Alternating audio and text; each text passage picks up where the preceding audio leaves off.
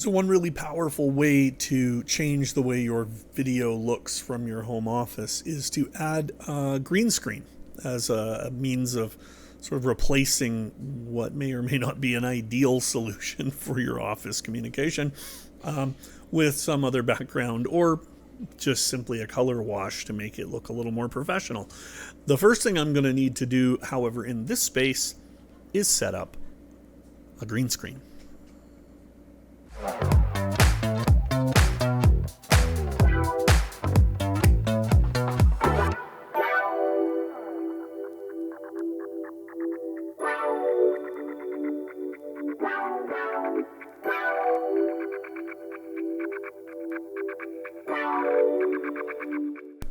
Alright, so now that I have a green screen set up behind me, although somewhat imperfectly, let's fix our view so that the green screen isn't, well, it's blocking everything it needs to.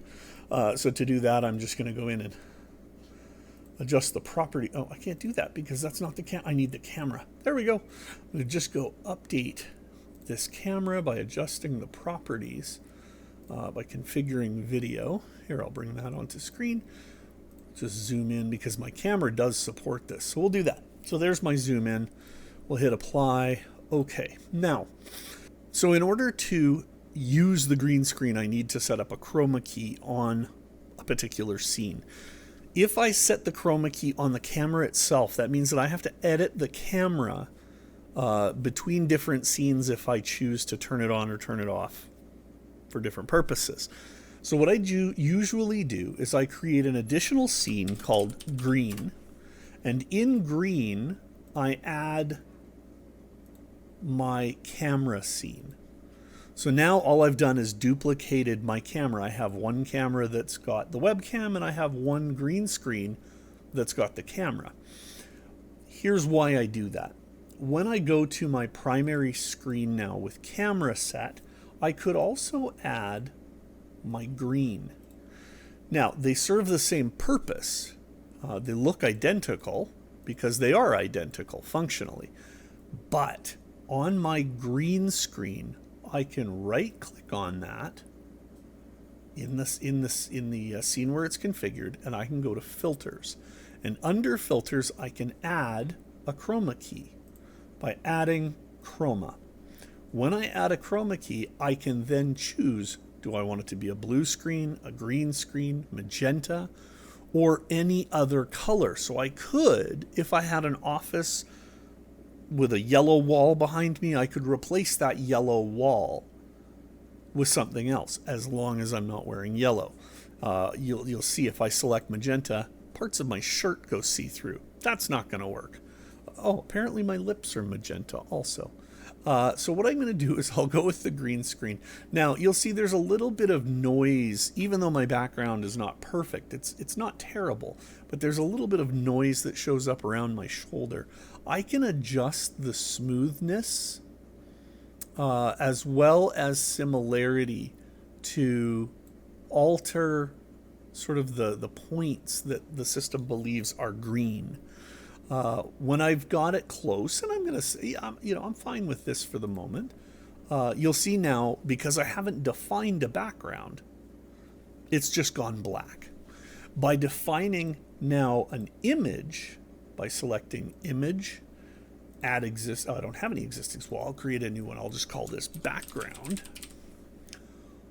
Okay, it's going to take me to a picker, and now I can go to my E drive where I keep all my OBS stuff.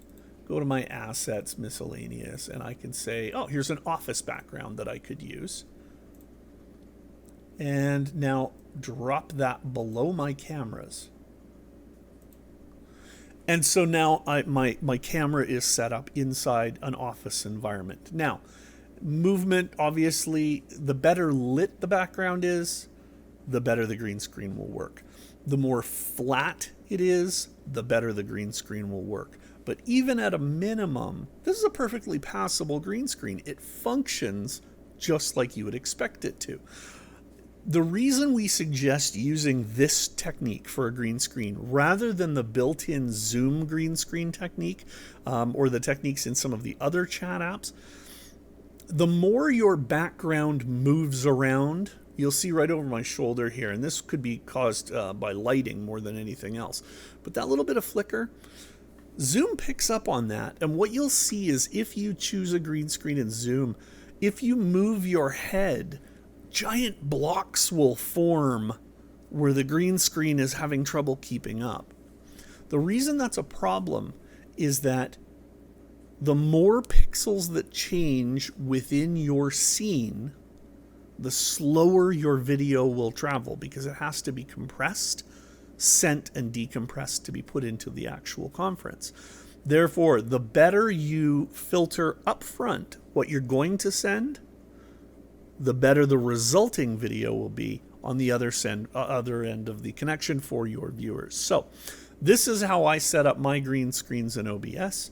It absolutely makes life easy to be able to change either backgrounds on the fly or as desired.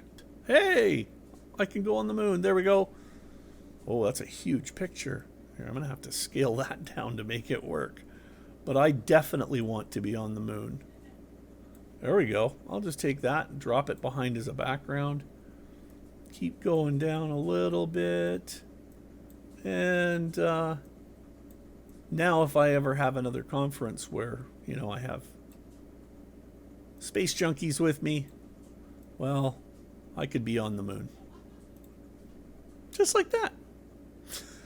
OBS and green screen is a great combination. There's a reason the software works so well for this purpose, and it's because OBS is designed for streamers. It's designed for people who are actively streaming content online. Again, biggest things to think about. Not one light source up there, but two. That'll help get rid of this shadow that's showing up on the screen, or at least another light lighting the green screen.